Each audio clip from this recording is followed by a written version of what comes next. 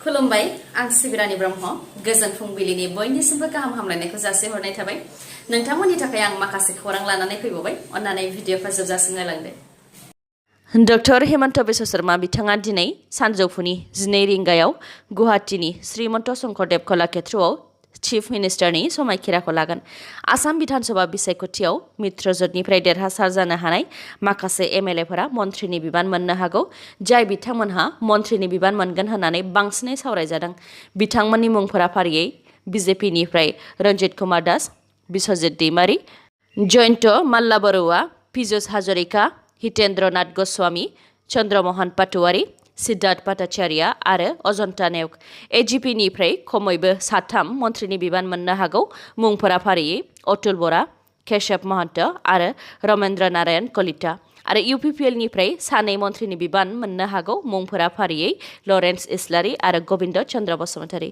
मख'नो गोनांदि बिथांमोननि अनगायैबो माखासे एमएलएफोराबो मन्त्रिनि बिबान मोननो हाबावगौ हरनि समाव अर खामनायजों हाथाइनि गासैबो दखानफोरानो फ्राय खामनानै सेवहांगार जाजोबदों गिख्रंथाव अर खामनाय जाथाया तेजपुरनि चौक बाजाराव जादों रिपर्टनि बायदिब्ला बे चौक बाजाराव गासै गं 400सो दखानफोर दंमोन बेनिनो गं 300सो दखानफोरानो अरजों खामजोबनानै सेवहांगार जाजोबदों आरो बे अर खामनायजों 1 कौटिनिबो बांसिन रांनि सम्पतिनि खहा जादों होननानै मिथिहोदों अर खामनाय जाथायजों सुबुंनि जिउ खहा जानाय रिपर्टआव मोननाय जायाखै गिख्रंथाव अर खामनायजों ओनसोलनि सुबुंफोरा थाल मोननानै अर खोमोरग्रा बिफाननो खौरां हरनायाव उदालगुरि जिल्ला आरो सनितपुर जिल्लानिफ्राय गं 20सो अर खोमोरग्रा गारि फैनानै अरखौ खोमोरफैनो हादों गिख्रंथाव अर खामनाय जाथायखौ सर्ट सार्किटनि थाखायनो जानो हागौ होननानै सन्देह खालामनाय जादों फिसाजो थैनायनि न्याय नागिरबाबो मोनाखै सासे बिफाया बाक्सा जिल्ला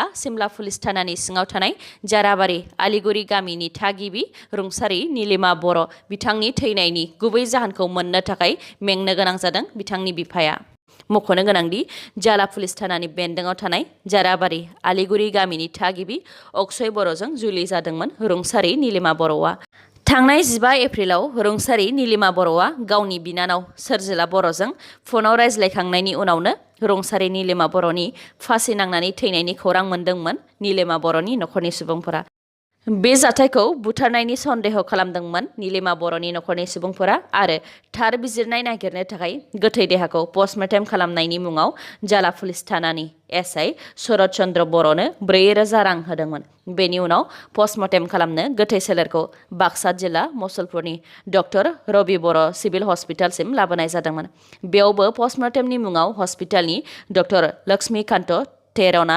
20,000 रां लादोंमोन रुंसारि नीलिमा बर'नि बिफाया गावनि मोसौ फाननानै रांखौ एसे डक्टरनो होजोबखांनायनि उनावबो दिनैसिम 23 सान जानानैबो पस्टमर्टेमनि रिपर्टखौ मोननो हायाखै जायनि थाखाय थार बिजिरनाय नागिरनानै हमेश्वर बर'आ खौरांगिरिफोरनि सिगाङाव ओंखारबोनो गोनां जादों गोलाव समनिफ्रायनो चीफ मिनिस्टार जानो सिमां नुनाय डक्टर हेमन्त बिश्व शर्मा बिथांनि सिमाङा थारैनो मोगथां महर मोनबाय बिथाङा 15थि आसामनि चीफ मिनिस्टार जाबाय आरो दिनै श्रीमन्त शंकरदेव कलाक्षेत्रआव आसामनि गोदान चीफ मिनिस्टार महरै समायखिराखौ लागोन बिसायख'थिनि फिथाइ फोसावखांनायनि 7 सान उनाव मैया बिजेपिनि जेनेरेल सेक्रेटारि BL सन्तोष आरो इउनियन मिनिस्टार नरेन्द्र सिंह तोमर बिथांमोननि नुजाथिनायाव बिजेपिनिफ्राय देरहासारनो हानाय एमएलएफोरनि गेजेराव सावरायमेल जादोंमोन बेनि उनावनो डक्टर हेमन्त बिश्व शर्मा बिथांखौ आसामनि गोदान चीफ मिनिस्टार महरै सायख'दों मा जाहोननि थाखाय डक्टर हेमन्त बिश्व शर्मा बिथांखौ गोदान चीफ मिनिस्टार महरै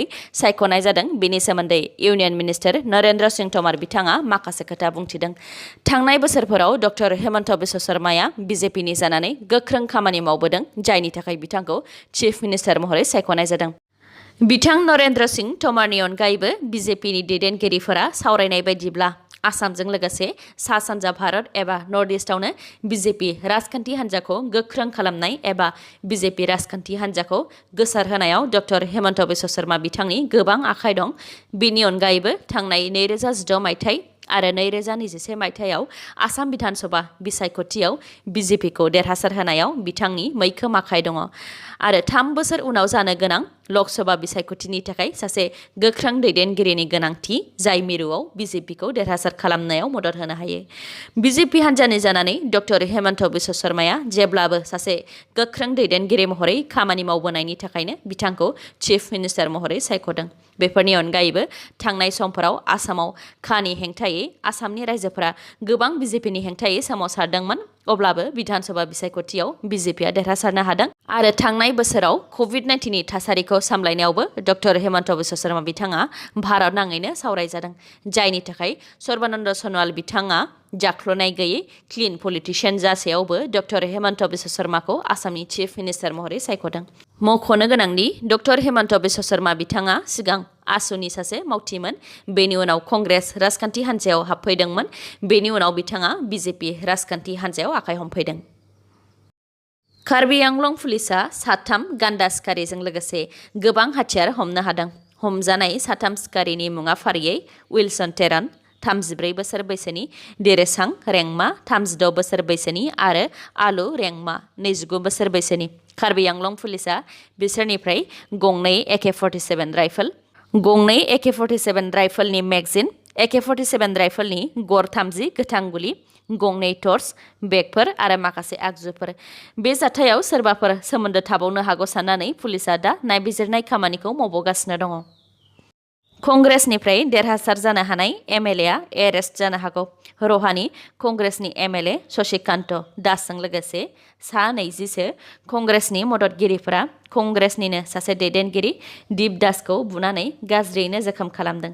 दीप दासआ मोदोमाव जोखोम जानायजों लोगोसे खर'आवबो गाज्रियैनो जोखोम जादों, जायनि थाखाय बिथाङा दा नगावनि देहा फाहामसालियाव फाहामथाय लागासिनो दङ।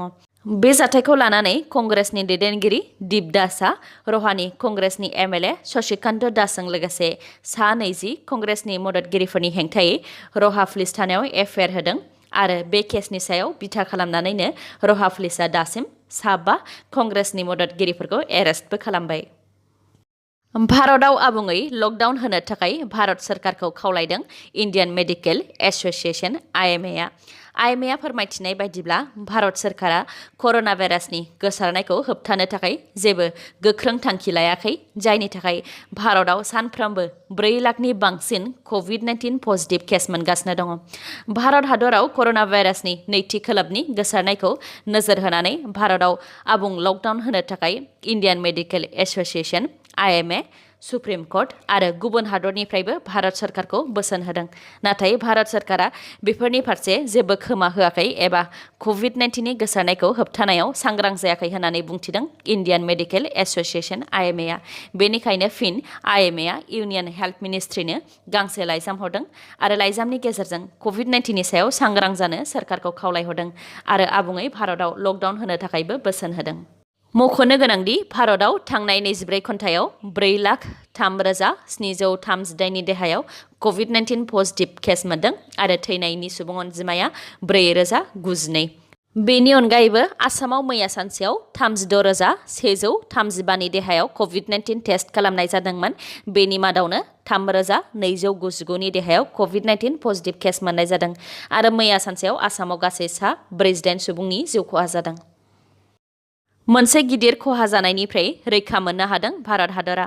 चीन हादरनि लं मार्च 5B मुंनि मोनसे रकेटनि बाहागोआ बायख्लानानै भारतनि लैथोमायाव मालदीव्सनि खाथियाव गोग्लैफैदों।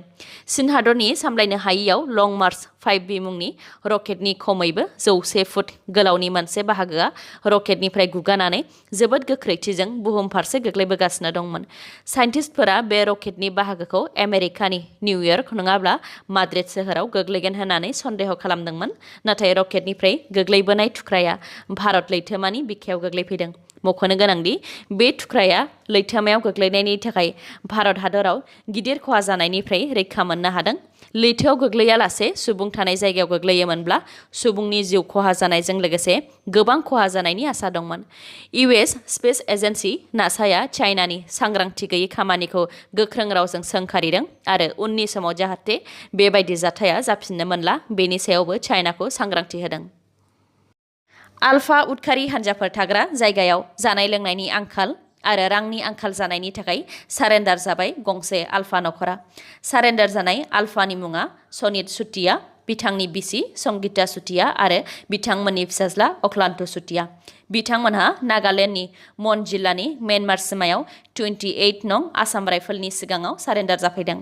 मख'नो गोनांदि आलफा उदखारि हान्जाफोर थाग्रा जायगायाव रां आरो जानाय लोंनायनि आंखाल जानायनि अनगायैबो फिसाज्ला अक्लान्त सुटियानि इयुननि थाखाय सारेन्डार जादों होननानै बुंथिनानै लादों बिथांमोनहा। खौरांनि बायदिब्ला कुइप अइल कम्पानिनिफ्राय सानै मावथिखौ लांखारनायाव सनित सुटियानिबो आखाइ दंमोन। दिनैनि भिडिअ'आ एसेनोसै। गाबोन आरो गोदान भिडिअ'जों लोगो मोनफिनबावगोन। नोंथाङा दासिमबो आंनि चेनेलखौ साबस्क्राइब खालामाखैबा अन्नानै साबस्क्राइब खालामदो, लोगोसे लाइक, कमेन्ट आरो शेयार खालामनो दाबाव। गोजोन्थों।